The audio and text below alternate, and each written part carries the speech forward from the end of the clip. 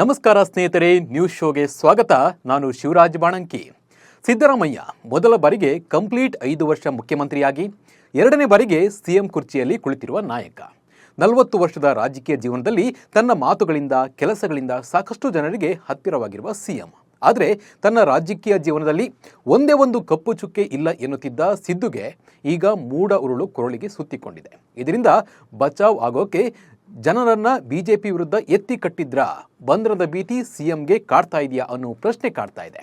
ಇಂಥ ಪ್ರಶ್ನೆ ಹುಟ್ಟೋಕೆ ಕಾರಣವೇನು ಅನ್ನೋದ್ರ ಜೊತೆ ಸಾಕಷ್ಟು ಸುದ್ದಿಗಳನ್ನು ನೋಡೋಣ. ಅದಕ್ಕೂ ಮುಂಚೆ ನೀವು ಸುದ್ದಿಯನ್ನದ ಸಬ್ಸ್ಕ್ರೈಬರ್ ಆಗೋದನ್ನ ಮರಿಬೇಡಿ. ಎಲ್ಲಿವರೆಗೆ ಈ ರಾಜ್ಯದ ಜನರ ಆಶೀರ್ವಾದ ಇರ್ತದೆ ಅಲ್ಲಿವರೆಗೆ ನಾನು ಜಗ್ಗಲೂ ಇಲ್ಲ, ನಾನು ಬಗ್ಗಲೂ ಇಲ್ಲ. ನಮ್ಮ ಕರ್ನಾಟಕದ ಜನ ನನ್ನನ್ನು ಮುಟ್ಟಿದರೆ ಸುಮ್ಮನೆ ಬಿಡಲ್ಲ ಅಂತ ಹೇಳಿದ್ರು.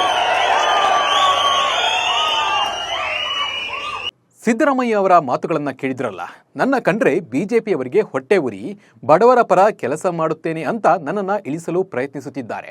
ನಾನು 40 ವರ್ಷದ ರಾಜಕಾರಣ ಮಾಡಿದ್ದೇನೆ, ಸಚಿವ, ಡಿಸಿಎಂ, ಪ್ರತಿಪಕ್ಷ ನಾಯಕ, ಸಿಎಂ ಕೂಡ ಆಗಿದ್ದೇನೆ. ನನ್ನನ್ನು ಮುಟ್ಟಿದ್ರೆ ನಮ್ಮ ಕರ್ನಾಟಕದ ಜನ ಸುಮ್ಮನೆ ಬಿಡಲ್ಲ ಎಂದು ಪ್ರತಿಪಕ್ಷ ನಾಯಕರಿಗೆ ಮುಖ್ಯಮಂತ್ರಿ ಸಿದ್ದರಾಮಯ್ಯ ಎಚ್ಚರಿಕೆಯನ್ನ ನೀಡಿದ್ದಾರೆ. ಕೇಂದ್ರ ಸರ್ಕಾರದ ಷಡ್ಯಂತ್ರಗಳಿಗೆ ಜಗ್ಗಲ್ಲ ಬಗ್ಗಲ್ಲ, ಕರ್ನಾಟಕದ ಜನ ನನ್ನನ್ನು ಮುಟ್ಟಿದ್ರೆ ಸುಮ್ಮನೆ ಬಿಡಲ್ಲ ಎನ್ನುವ ಮೂಲಕ ಹೈಕಮಾಂಡ್ಗೆ ಪರೋಕ್ಷ ಸಂದೇಶ ರವಾನೆ ಮಾಡಿದ್ರ ಸಿಎಂ ಎಂಬ ಅನುಮಾನ ಹುಟ್ಟುಹಾಕಿದೆ. ಸಮಾಜದಲ್ಲಿ ಅಶಾಂತಿ ಸೃಷ್ಟಿ ಮಾಡೋ ಕೆಲಸ ಬಿಜೆಪಿ ನಾಯಕರದು ಅಂತ ಹೇಳಿದ್ದಾರೆ.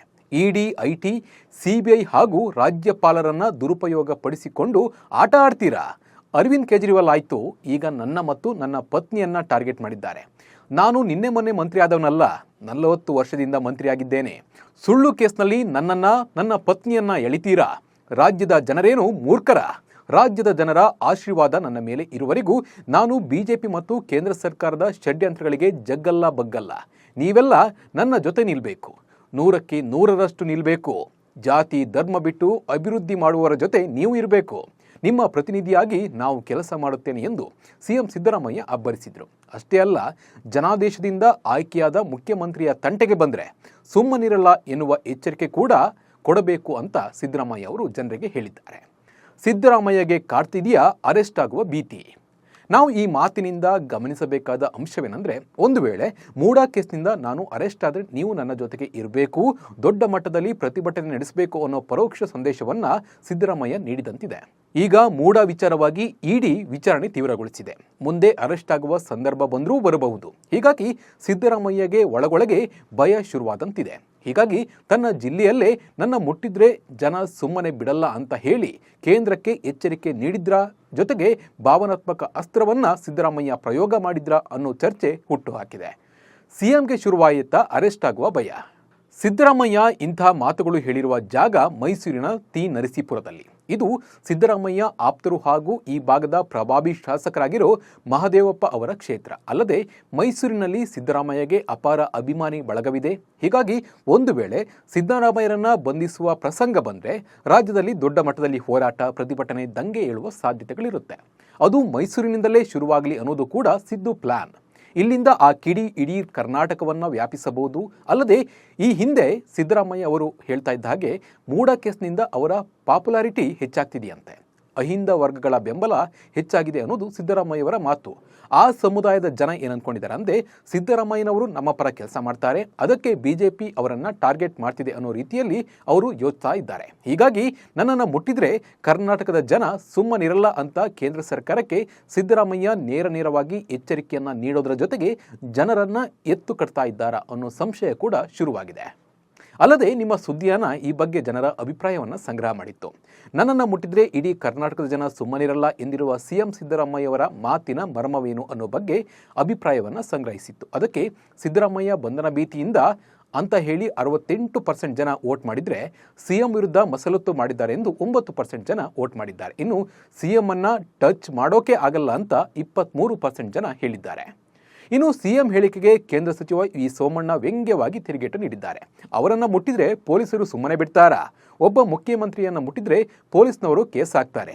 ನಿಮ್ಮನ್ನ ಯಾರೂ ಮುಟ್ಟೋದು ಬೇಡ ಬಿಡಿ ಎಂದು ಸೋಮಣ್ಣ ಅವರು ಹೇಳಿದ್ದಾರೆ. ಈ ರೀತಿ ಮುಖ್ಯಮಂತ್ರಿಗಳೇ ಧಮಕಿ ಹಾಕಿದ್ರೆ ತಪ್ಪು ಸಂದೇಶ ರವಾನೆಯಾಗುತ್ತದೆ, ಜನರ ಅಭಿಪ್ರಾಯಗಳಿಗೆ ವಿರುದ್ಧವಾಗಿ ಮಾತನಾಡಿದ್ದಾರೆ ಎಂದು ಸೋಮಣ್ಣ ವ್ಯಂಗ್ಯವಾಡಿದ್ದಾರೆ. ಇದೆಲ್ಲವನ್ನ ಗಮನಿಸಿದ್ರೆ ಸಿದ್ದರಾಮಯ್ಯಗೆ ಬಂಧನದ ಭೀತಿ ಎದುರಾಗಿದ್ದಂತೂ ಮಾತ್ರ ನಿಜ. ಬುಲ್ಡೋಸರ್ ಈ ಹೆಸರು ಕೇಳಿದ್ರೆ ಕ್ರಿಮಿನಲ್ಗಳಿಗೆ ನಡುಕ ಹುಡ್ತಾ ಇತ್ತು. ಅದರಲ್ಲೂ ವಿಶೇಷವಾಗಿ ಉತ್ತರ ಪ್ರದೇಶದಲ್ಲಿ ಬುಲ್ಡೋಸರ್ ನ್ಯಾಯ ಅಂದ್ರೆ ಭಯ ಶುರುವಾಗಿತ್ತು. ಮೊದಲ ಬಾರಿಗೆ ಯೋಗಿ ಸರ್ಕಾರ ಜಾರಿಗೆ ತಂದ ಈ ಬುಲ್ಡೋಸರ್ ನ್ಯಾಯ ಹಲವು ರಾಜ್ಯಗಳಲ್ಲಿ ಸದ್ದು ಮಾಡಿತ್ತು. ಕ್ರಿಮಿನಲ್ ಆರೋಪ ಎದುರಿಸುತ್ತಿರುವ ಆರೋಪಿಗಳ ಮನೆ ಸೇರಿದಂತೆ ಇತರೆ ಆಸ್ತಿಪಾಸ್ತಿಗಳನ್ನು ನಾಶ ಮಾಡುವುದಕ್ಕೆ ಬುಲ್ಡೋಸರ್ ನ್ಯಾಯ ಅನ್ನೋ ಹೆಸರಿತ್ತು. ಈಗ ಈ ಬುಲ್ಡೋಸರ್ಗೆ ಸುಪ್ರೀಂ ಬ್ರೇಕ್ ಹಾಕಿದೆ. ಹೊಸ ರೂಲ್ಸ್ ಜಾರಿಗೆ ಬಂದಿದೆ.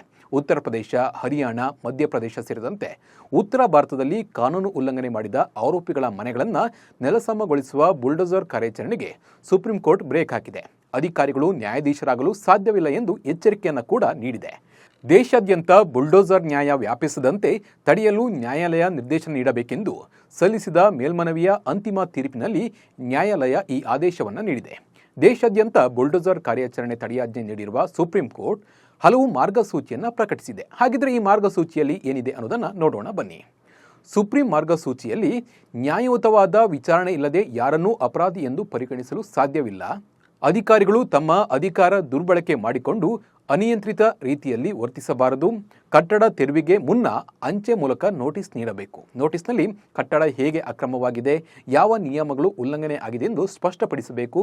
ಕಟ್ಟಡದ ಹೊರಭಾಗದಲ್ಲಿ ಎದ್ದು ಕಾಣುವಂತೆ ನೋಟಿಸನ್ನು ಅಂಟಿಸಬೇಕು ಅಂತ ಸುಪ್ರೀಂ ಹೇಳಿದೆ. ಹಾಗೆ ಮಾಲೀಕರ ಸ್ಪಷ್ಟನೆ ನೀಡಲು ಅವಕಾಶವನ್ನು ಕಲ್ಪಿಸಬೇಕು.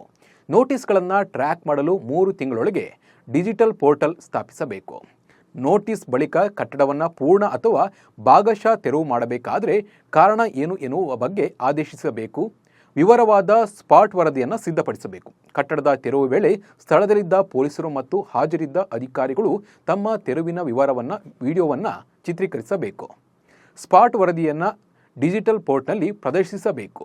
ಈ ನಿರ್ದೇಶನಗಳ ಉಲ್ಲಂಘನೆಯು ನ್ಯಾಯಾಂಗ ನಿಂದನೆ ಅಥವಾ ಇತರ ಕಾನೂನು ಕ್ರಮಕ್ಕೆ ಕಾರಣವಾಗಬಹುದು. ಈ ಮಾರ್ಗಸೂಚಿಯನ್ನು ಉಲ್ಲಂಘಿಸಿದರೆ ನಷ್ಟವಾದ ಆಸ್ತಿ ಮರುಪಾವತಿಗೆ ಸಂಬಂಧಪಟ್ಟ ಅಧಿಕಾರಿಗಳೇ ಹೊಣೆಯಾಗಿರ್ತಾರೆ. ಸರ್ಕಾರದ ಆಸ್ತಿ, ರಸ್ತೆ, ಕೆರೆ, ರೈಲು ಮಾರ್ಗಗಳ ಒತ್ತುವರಿಯಾಗಿದ್ದರೆ ಈ ಮಾರ್ಗಸೂಚಿ ಅನ್ವಯ ಆಗಲ್ಲ ಅಂತ ಸುಪ್ರೀಂ ಹೇಳಿದೆ. ಅಪರಾಧಕ್ಕೆ ಶಿಕ್ಷೆ ನೀಡುವುದು ನ್ಯಾಯಾಲಯದ ಕೆಲಸ. ಮನ ಬಂದಂತೆ ಮನೆ ಕೆಡವಿದರೆ ಪರಿಹಾರ ನೀಡಬೇಕೆಂದು ಸುಪ್ರೀಂ ಕೋರ್ಟ್ ಹೇಳಿದೆ. ಒಬ್ಬ ವ್ಯಕ್ತಿಯ ತಪ್ಪಿಗೆ ಇಡೀ ಕುಟುಂಬವನ್ನು ಶಿಕ್ಷಿಸಲು ಸಾಧ್ಯವಿಲ್ಲ. ಒಬ್ಬನೇ ಆರೋಪಿಯಾಗಿದ್ದರೆ ಇಡೀ ಕುಟುಂಬದಿಂದ ಮನೆಯನ್ನ ಏಕೆ ಕಳೆದುಕೊಳ್ಳಬೇಕು ಎಂದು ಸುಪ್ರೀಂ ಪ್ರಶ್ನಿಸಿದೆ. ಸುಪ್ರೀಂ ಕೋರ್ಟ್ ತೀರ್ಪನ್ನು ಯುಪಿ ಸರ್ಕಾರ ಕೂಡ ಸ್ವಾಗತಿಸಿದೆ. ಮೂಡ ಪ್ರಕರಣಕ್ಕೆ ಸಂಬಂಧಿಸಿದಂತೆ ಹೈಕೋರ್ಟ್ ಆದೇಶ ಪ್ರಶ್ನಿಸಿ ಮುಖ್ಯಮಂತ್ರಿ ಸಿದ್ದರಾಮಯ್ಯ ಹೈಕೋರ್ಟ್ ವಿಭಾಗೀಯ ಪೀಠಕ್ಕೆ ಮೇಲ್ಮನವಿ ಸಲ್ಲಿಸಿದ್ದಾರೆ. ನ್ಯಾಯಮೂರ್ತಿಗಳು ತುರ್ತು ವಿಚಾರಣೆಯ ಅಗತ್ಯವಿದೆ ಎಂದು ಪ್ರಶ್ನಿಸಿದ್ದಾರೆ. ಹೌದು, ತುರ್ತು ಅವಶ್ಯಕತೆ ಸೃಷ್ಟಿಯಾಗಿದೆ. ನವೆಂಬರ್ 23ಕ್ಕೆ ವಿಚಾರಣೆ ನಡೆಸಬೇಕೆಂದು ಮುಖ್ಯಮಂತ್ರಿ ಪರ ವಕೀಲ ಅಭಿಷೇಕ್ ಸಿಂಘ್ವಿ ಮನವಿ ಮಾಡಿದ್ದಾರೆ ಎನ್ನುವ ಮಾಹಿತಿ ಲಭ್ಯವಾಗಿದೆ. ಮನವಿ ಆಲಿಸಿ ವಿಚಾರಣೆಯನ್ನ ನವೆಂಬರ್ 23ಕ್ಕೆ ಹೈಕೋರ್ಟ್ ವಿಭಾಗೀಯ ಪೀಠ ನಿಗದಿಪಡಿಸಿದೆ. ಇನ್ನು ಬಿಎಸ್ ಯಡಿಯೂರಪ್ಪ ಸಿಎಂ ಆಗಿದ್ದಾಗ ನಡೆದಿದೆ ಎನ್ನಲಾದ ಕೋವಿಡ್ ಹಗರಣದ ತನಿಖೆಗೆ ಕಾಂಗ್ರೆಸ್ ಸರ್ಕಾರ ಎಸ್ಐಟಿ ರಚಿಸಿದೆ. ಕೋವಿಡ್ ಸಮಯದಲ್ಲಿ ಅತಿ ಹೆಚ್ಚು ಬೆಲೆ ಕೊಟ್ಟು ಔಷಧಿ ಖರೀದಿಸಿದ್ದಾರೆಂದು ಬಿಜೆಪಿ ಸರ್ಕಾರದ ಮೇಲೆ ಆರೋಪವಿದೆ. ಪಿಪಿಇ ಕಿಟ್ಗಳಿಗೆ 2 ಪಟ್ಟು ಹಣ ನೀಡಿ ಖರೀದಿ ಮಾಡಿ ಅಕ್ರಮ ಎಸಗಲಾಗಿದೆ ಎಂಬ ಆರೋಪವಿದ್ದು, ಇದರ ತನಿಖೆಗೆ ಎಸ್ಐಟಿ ವಹಿಸೋಕೆ ಸಚಿವ ಸಂಪುಟದಲ್ಲಿ ಗ್ರೀನ್ ಸಿಗ್ನಲ್ ಸಿಕ್ಕಿದೆ. ಲಾಹೋರ್ ಮತ್ತು ಪಾಕಿಸ್ತಾನದ ಇತರ ಹಲವಾರು ನಗರಗಳಲ್ಲಿ ದಟ್ಟ ವಿಷಕಾರಿ ಹೊಗೆ ಆವರಿಸಿದ್ದು, ಈ ನಗರಗಳ ಮಾಲಿನ್ಯದ ಮಟ್ಟ ಮಿತಿ ಮೀರಿದೆ. ಲಾಹೋರ್ ನಗರವೊಂದರಲ್ಲಿಯೇ ಕಳೆದ 24 ಗಂಟೆಯಲ್ಲಿ 15,000ಕ್ಕೂ ಹೆಚ್ಚು ಜನರಿಗೆ ಉಸಿರಾಟ ಮತ್ತು ವೈರಲ್ ಸೋಂಕು ತಗುಲಿದೆ ಎನ್ನಲಾಗ್ತಾ ಇದೆ. ಲಾಹೋರ್ನ ಆಸ್ಪತ್ರೆಗಳಲ್ಲಿ ಒಣಕೆಮ್ಮು, ಉಸಿರಾಟದ ತೊಂದರೆ, ಎದೆಯ ಸೋಂಕಿನಿಂದ ಬಳಲುತ್ತಿರುವ ರೋಗಿಗಳು ಕಿಕ್ಕಿರಿದು ತುಂಬಿದ್ದಾರೆ. ಆಫ್ರಿಕಾ ವಿರುದ್ಧದ T20 ಸರಣಿಯ ನಡುವೆ ಸಂಜು ಸ್ಯಾಮ್ಸನ್ ತಂದೆ ಸ್ಯಾಮ್ಸನ್ ವಿಶ್ವನಾಥ್ ಅವರ ವಿಡಿಯೋ ಸಾಮಾಜಿಕ ಜಾಲತಾಣದಲ್ಲಿ ವೈರಲ್ ಆಗ್ತಾ ಇದೆ. ವಿಡಿಯೋದಲ್ಲಿ ಅವರು 3 ಮಾಜಿ ಟೀಂ ಇಂಡಿಯಾ ನಾಯಕರು ಮತ್ತು ಒಬ್ಬ ಕೋಚ್ ತಮ್ಮ ಮಗನ ವೃತ್ತಿ ಜೀವನವನ್ನು ಹಾಳು ಮಾಡಿದ್ದಾರೆ ಎಂದು ಆರೋಪಿಸಿದ್ದಾರೆ. 10 വർഷം എൻ്റെ മകൻ്റെ 10 വർഷം ഇല്ലാതാക്കിയ ഒരു 3-4 പേരുണ്ട്. 3 captains, Dhoni G, Virat G, हमारा ये रोहित जी, ये 3 कैप्टन ആൻഡ് ദ്രാവിഡ് ജി, ഈ 4 പേരും എൻ്റെ